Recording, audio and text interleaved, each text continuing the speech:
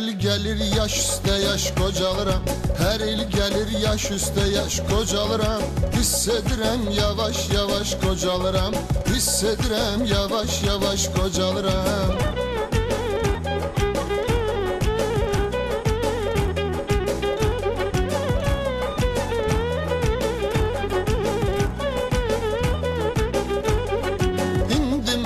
Cavanlığım xəyaldır.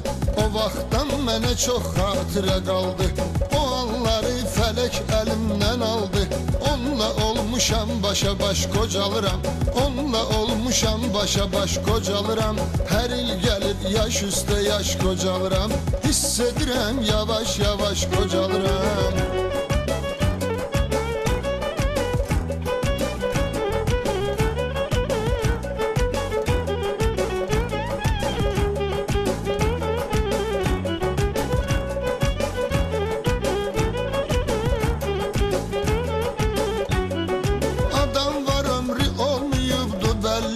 Həyatda iz qoymayıb heç əməlli.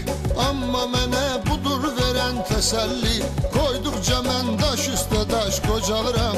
Qoyduqca mən daş üstə daş qocalıram. Hər il gəlir yaş üstə yaş qocalıram.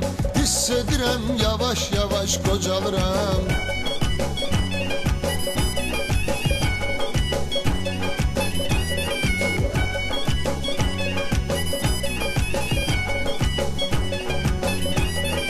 İnsan odur sevib sevilsin gerek. Mən də sevib birinə vermişəm ürək. Cavanlığımı əlimdən alan mələk. Bircə bunu biləydi kaş qocalıram. Bircə bunu biləydi kaş qocalıram. Hər il gəlir yaş üstə yaş qocalıram. Hiss edirəm yavaş yavaş qocalıram.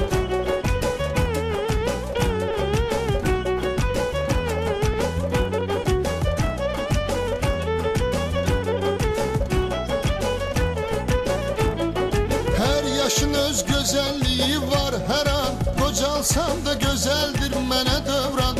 Yaş ötdükcə müdrik olur hər insan. Məndə də heç yoxdur təlaş qocalıram. Məndə də heç yoxdur təlaş qocalıram. Hər il gəlir yaş üstə yaş qocalıram. Hiss edirəm yavaş yavaş qocalıram.